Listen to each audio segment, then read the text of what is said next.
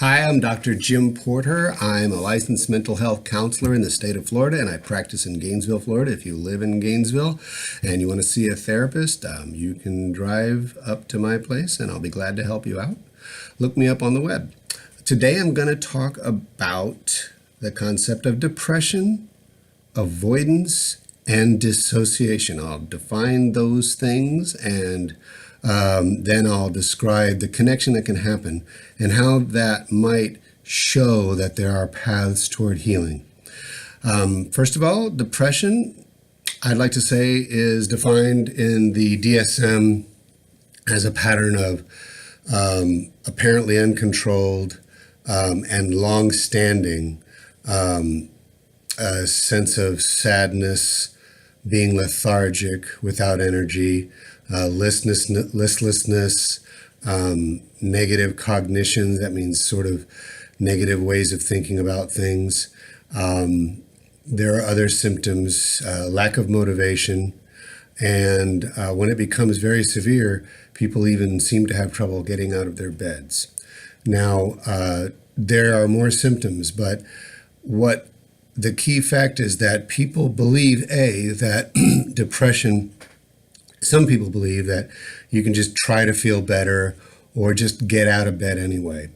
And although that's advisable if you can to try to get out of bed, try to do certain things, try to get some exercise, because exercise is one of the number one prescribed behavioral remedies for depressive states, because it helps you get the brain turned back on to an active life. It is actually looking for a little bit of action to wake itself back up and become smarter and become more motivated.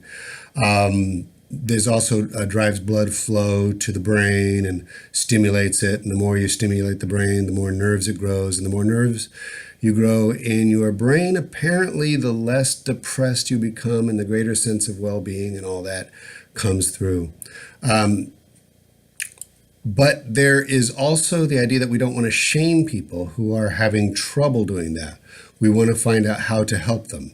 There are motivational techniques that sometimes people feel they can use at home, but if they don't work, it's best not to blame the person. Although it can be very frustrating for the person watching, imagine how frustrating it might be for the depressed person. So I do want to talk about some, I'm a mental health counselor, so I use behavioral, emotional, cognitive, and social mechanisms to help people get beyond their depression. Another thing I want to say is everyone has a little bit of depression, so we all need to sort of try to have a healthy life using some of the strategies that even a therapist might use to prevent depression from being something that gets you bogged down too much, because we all have moments of depression, but the diagnosis of depression is not based on having a moment of depression. So I'm going to add in a little bit of information about what dissociation and avoidance are.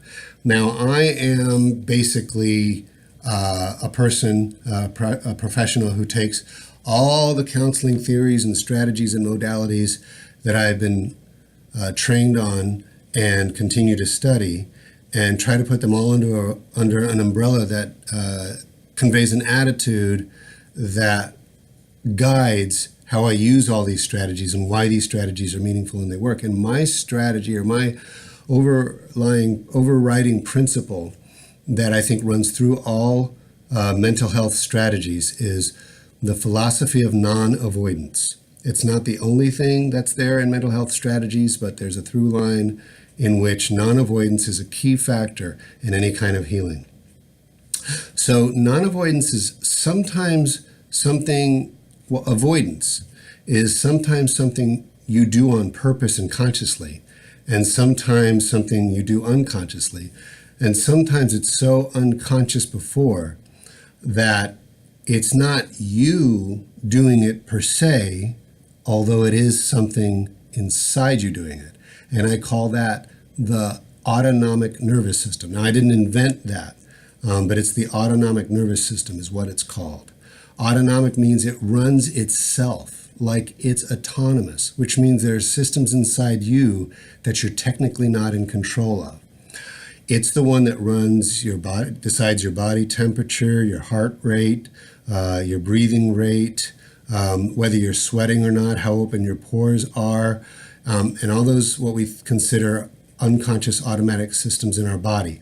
However, nothing is that cut and dry in the human system. So I'm going to explain to you a proof that you actually have the ability to sort of override or build a relationship in which you can influence your autonomic nervous system.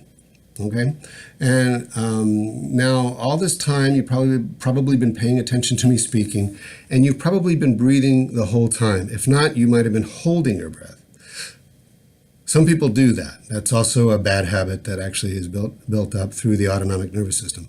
It's your autonomic nervous system that's kept you breathing the entire time you've been sitting here talking to me, not thinking about your breathing. But now, go ahead and control your breathing, like me. Watch this.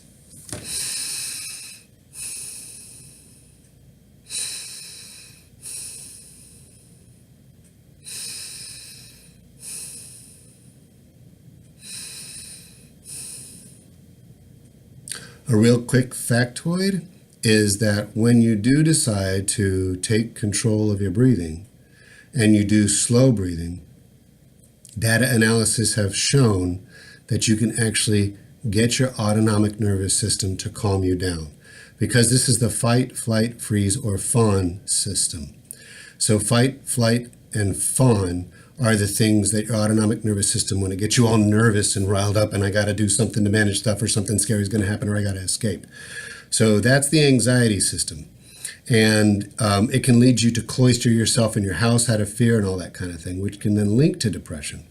But the other way I want to talk about how the autonomic nervous system is linked to depression is the freeze system. So the freeze system gets you to deactivate and faint. So you can see how that is not under your control and is something that your body is doing to you.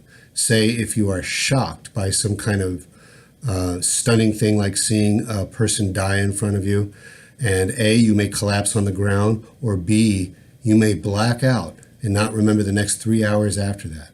And actually slowly your memory of that might start hiding deep, deep, deep in the recesses of your stored memory.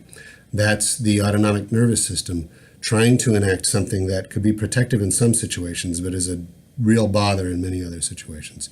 So the freeze part of the autonomic nervous system is the one I'm talking about.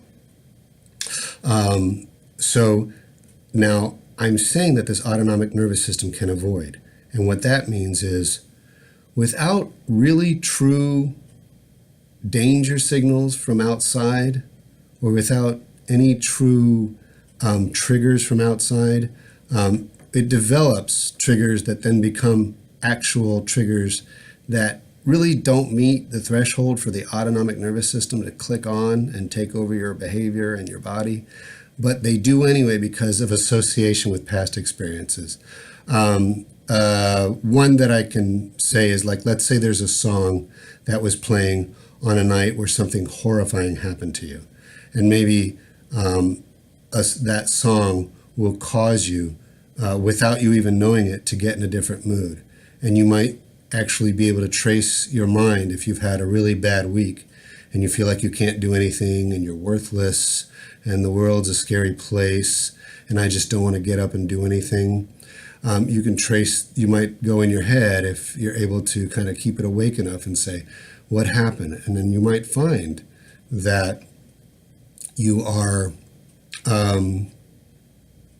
responding to a trigger. And the fact that that trigger brought your system down is a form of the freeze system. So now, what does that have to do with avoidance? Your autonomic nervous system is trying to avoid perceived danger that isn't there. And if you've had any difficult experiences in your childhood, then you're going to have this happening to you. And unless you're like a small percentage of the population, or maybe there's no one that doesn't have problems in their childhood, you're going to have some of these problems come up.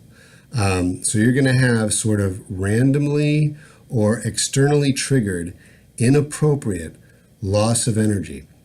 Now, as someone who has severe depression, A lot has happened to destroy their attempts to reteach that system or reteach themselves that despite what happened in the past, this is not necessarily what's going to happen in the future. So they may have experienced times when they've given trust and were betrayed again, and just a few extra times of that can teach you that lesson. And it can be very difficult to unteach, but it can be retaught.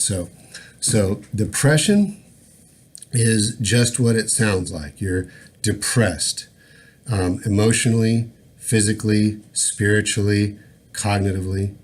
Everything goes toward the negative and toward the not doing anything and toward laying out. It's very similar to when someone has a severe flu. The idea is my only choice is to sit here and do nothing. But with depression, it's not the flu. So avoidance is that system trying to avoid perceived danger. Think of that system as like a little human inside you that's not quite as aware of life as you are, the real you that you are when you're not depressed. That little system, think of it like a toddler, you know. Then number two, dissociation. Dissociation are the physical, well, actually, they're the memory and awareness symptoms that happen when the freeze response turns on, which means it can clear out your mind of any useful thinking, and it can focus your mind on the most terrible forms of thinking about yourself, the world, and other people. So this is the dissociation part. It can keep you from remembering things you need to remember, but it can also, using neurotransmitters and hormones, it can depress your whole body, you know. So I'm going to give something that might sound like a simplistic answer to what one can do about depression, but it is the beginning. If depression is severe enough, or even if you just want to, go find a therapist in your area and have them help you. Borrow their energy, borrow their strategies, borrow their tactics. Get someone who can look at you from the outside and try to understand what you're going through inside, and custom tailor, based on all their education and your knowledge of yourself and your life, custom tailor for you strategies that will start to hit the buttons that get you going up little by little. So little by little takes me to my second coping mechanism that can help you start to progress with your depression. And that is that you have a version of patience and a way of seeing your incremental improvement, because for many, many people, most progress is slow, but steady enough to be able to get you healed past your problem.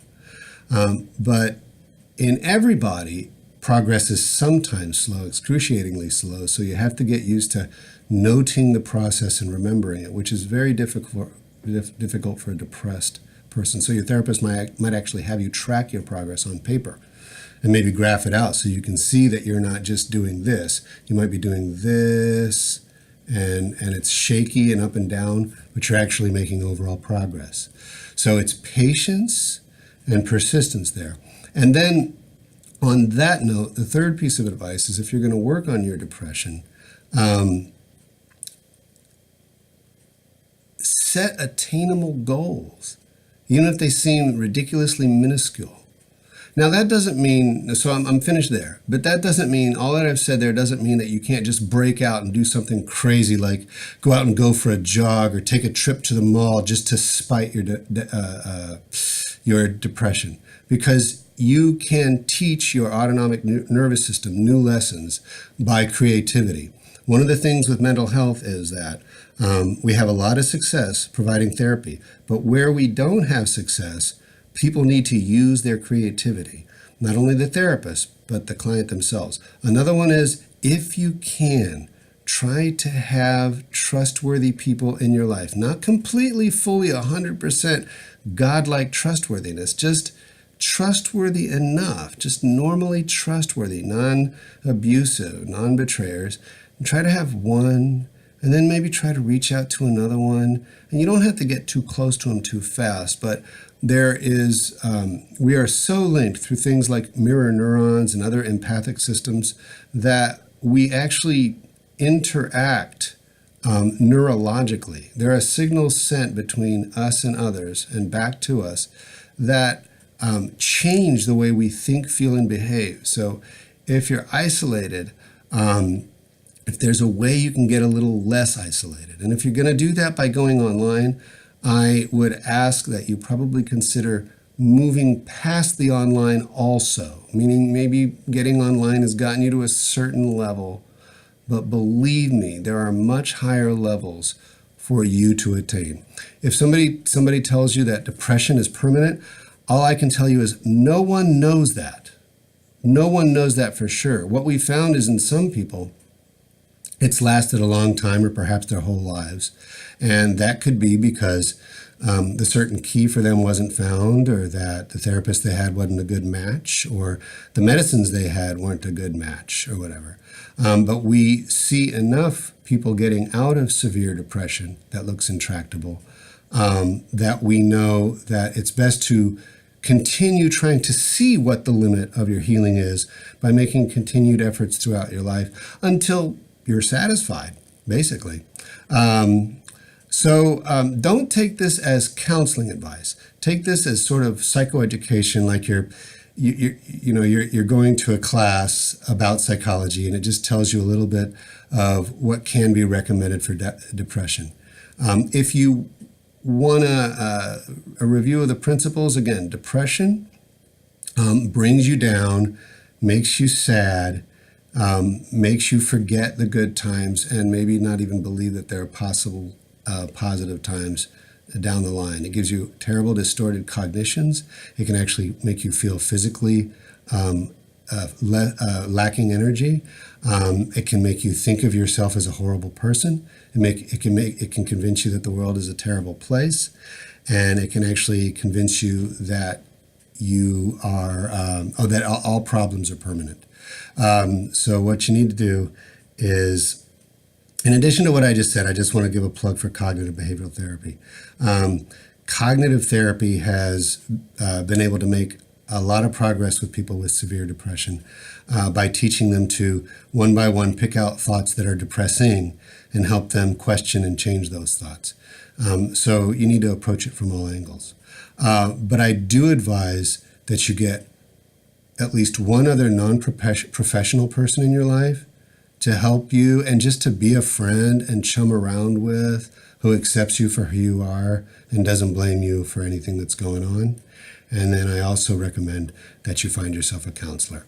So if you like this video, please click like below. If you want to be able to see when my next video comes up, please click subscribe. And if you have any stories about how you've seen bright spots in your depression or how you've defeated depression, please put them in the comments below. Periodically, I will scan for abusive comments and delete them or block the users. Please don't come on here to criticize others or anything like that. Thank you. I have been Jim Porter, PhD, licensed mental health counselor, and I'm glad that you stuck it this far.